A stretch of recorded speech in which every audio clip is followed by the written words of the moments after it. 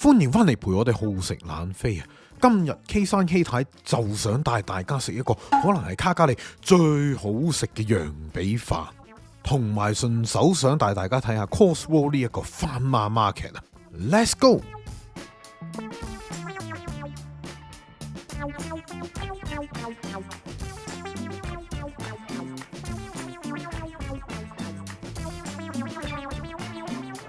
好心理啦，有靚仔嚟睇靚仔啦。但係我覺得呢間好似羊髀吸引啲喎。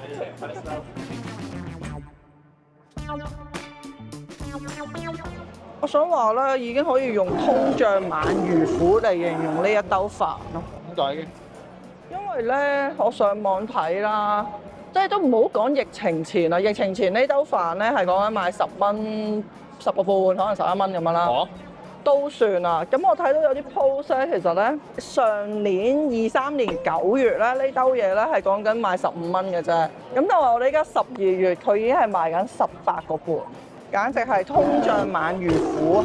真係慘，人民得人啊，真係慘。好，咁我哋攞咗兩樣嘢，一個就係羊髀，一個就係雞加羊嘅鉸巴。咁佢都係我哋嗌嗰個都係配沙律同埋飯嘅，好似一樣喎，配料係咪？嗰個澱粉嗰方面同埋沙律係一樣嘅，佢個碟啊比較細。同埋佢用紙碟咯，我覺得呢樣係最無奈嘅嘢。係冇辦法，因為呢度其實成條街都係好似美食一條街咁，全部都係一啲 food court 鋪啊。係，所以可能唔會有人洗嘢。係冇人洗嘢應該。佢有啲似炆啊。佢燉到好腍咯喎，已經。係啊。哇！完全甩咗條骨。哇！好似豬手咁咩？但係我覺得佢幾好味，因為佢好有羊味啊。但係佢乾咯。因為佢好瘦啊呢隻羊髀，同埋佢雖然佢其實我有啲似豬手你講得啱，但係其實我覺得佢還好喎，我覺得同埋個味係好食喎，應該冇乜肉㗎啦係嘛？佢因為佢都炆到甩晒。有分粒雞咁啊，白啲嘅分到啊！我試下雞先。啱啱有一粒甩咗，所以我已經咬咗佢添。要點少少汁喎，我覺得佢條味唔係好足㗎咋。哦，係啊，呢個係啊。佢炭燒味好濃啊，好香喎，真係。係啊，好食喎炭燒味。係啊，絕對係。不如你試埋呢個羊啊！好，呢個係羊。羊偷唔到添。咩情況？咁同雞完全唔同啦。廢話嚟㗎喎。啲牛嘅，個樣其實都似牛喎。但係羊嗰條味就濃過雞啦。OK。係明顯唔同嘅味咯。咁同你嗰個羊髀啦，同埋呢個係應該有燒過。質感似大家食扒嗰隻，呢個似豬手啊！你明白？哇！太大粒你咬過。講唔到嘅。哦。好。10分鐘。A few moments later. 你嗰個好味啲啊！係啊，我中意嗰個多啲喎。佢都好食嘅，佢唔係唔好食，但係嗰個羊味涼啲咯。哦。呢個你講得啱，佢係似牛扒、燒牛肉。我決定食佢個飯啦。我唔識形容啊，其實我成日都覺得呢啲中東菜咧係有啲咖喱嘅風味嘅，因為真係好勁嗰啲 herb 啦，係純粹我唔識形容佢。但佢係一個好香嘅羊汁咯。佢頭先我見到個哥哥咧係滗咗一啖汁落去。咁頭先嗰啖羊肉咧，其實的確係一個好乾嘅燒牛扒咯。咁個比例之中，我會覺得個雞會好啲啲。咁但係無論點咧，就係因為佢真係好有炭燒味咧，所以其實佢係好好味，我覺得係。咁啊，呢個羊髀咧就相對真係似豬手啦，一個冇燒過冇炸過嘅豬手，個質感啦嚇，但係都係唔錯，裏面就會濕燒咯，面頭就乾嘅。你呢個羊髀飯喺呢一個 Cotswold Market 咧係名物嚟嘅，我想講。因為我哋頭先見到都好多人喺度食緊呢間咯。呢個就係菜嘅沙律。見到佢有好多番西咯，但佢好脆啊。咁但佢條味咁都幾好味喎。幾好味喎！佢冇好多餘嗰啲醬料嗰啲味咯。佢好明顯咬到嗰陣米嘅香味啊。佢淨係得少少布啊咁樣。對。呢個係青瓜應該。好食喎。嗯 OK。因為我覺得嗒落嗰個小米類嘅沙律幾香。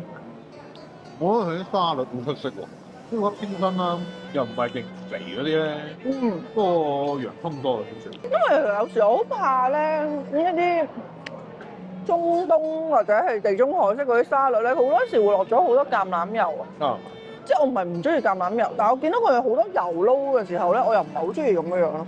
肥啊，覺得個覺得咯，係啦。佢同再濃味啲嘅印度菜有啲唔同。我覺得印度菜食得多會悶啲，太濃啦。嗯哼。咁相對呢一個咧就有啲多少少清真嘅嘢嘅，嗯。咁我感覺會舒服啲。嗰飯咧，佢清爽，係啲好爽嘅米啦，跟住再加埋嗰個羊汁咧，我係覺得佢好好食喎。我真係覺得你個羊髀好味喎，好味過呢一個羊扒喎。嗒落個羊髀係濃啲羊味嘅。嗯，哇！佢個青椒好苦啊，唔知點解，我係咪因為燒燶咗咋？唔知道我就覺得好苦啊。嗯，佢呢個鷹嘴豆泥好味。嗯。但係咧呢度咧有個無奈，但係都係用呢啲咁嘅即棄餐具咧。對於佢食飯方面咧，或者任何嘢咧，其實呢個都唔係一個好好用嘅嘢。即係雖然佢係用紙碟啊咁樣上啦，但係你會覺得哦唔介意咯。係啊，份量好足。係啊。我好有興趣試埋呢間嗰啲麵包，係啊。勁靚。佢嗰個 Nutella 嘅 bagel 咧，啊，有啲吸引好我。大個喎。係啊，好大個。咁呢度呢一個其實係 Costco 嘅一個 Farmer Market 啦。咁啊星期日可以用 TikTok 好鬼多人。好喎。之前我哋平日嚟咧，好似嗰啲食店都冇開晒，開放日子擺翻喺度俾大家睇，唔好亂嚟啊！因為卡加利嘅 Farmer Market 唔係日日開嘅。我哋曾經試過諗住過嚟還樽咧，跟住一睇之下，唔知禮拜一定二啊唔開嘅咁啊！但係呢度就算啊，呢度咧都幾明顯㗎。有啲鋪咧好喎，有啲鋪咧係你眼望我眼。係啊！一係排隊，一係冇人咯。都好明顯啊！即係一冇人咧，真係完全冇人。我哋左右隔離都有啲係鋪頭，係真係見到係冇人都好緊要。呢個 market 偏肉類嘅鋪頭係好多嘅，芝士啊、意式 butcher 啊，嗰扎咧係好多。望落去非正式統計係多過 Calgary Farmer Market。哦，嗰菜多啲喎。好多菜，就好少肉。但係呢個比例上面，肉鋪嚟你數得出有幾間嘅啫。咁同埋有啲可能叫做名貴少少食材，即係可能係鵝肝醬嗰啲咧，呢度都有得賣啊。芝士咯，係啊，奶製品都多啊，係啊。咁大家嚟嗰時咧就認住佢啦。最旺就係呢間芝士鋪嘅，咁大家可以買啲芝士翻嚟食下啦。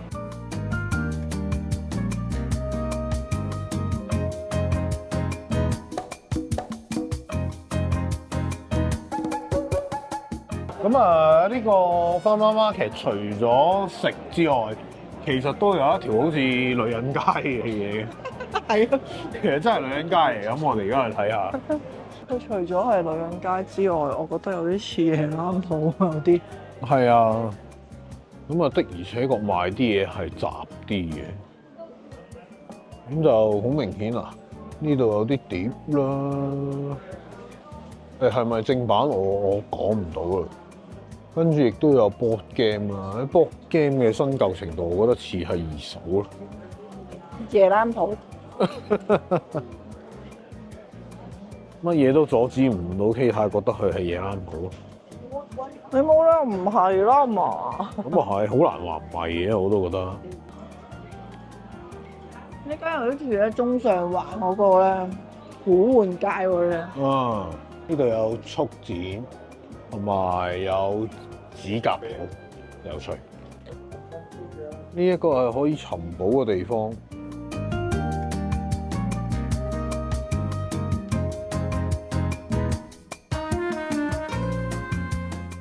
咁啊，同好多 farmer market 一樣咧，其實咧呢度咧都有好多手工製嘅食物啊去出售，即係賣嘅。咁啊，大家見到後邊呢啲係蜂蜜啦，咁啊好多都係話係卡加利本地農場自己養製。咁同埋咧有好多特色嘅小店啦，賣茶啊、咖啡啊、bagel 啊等等。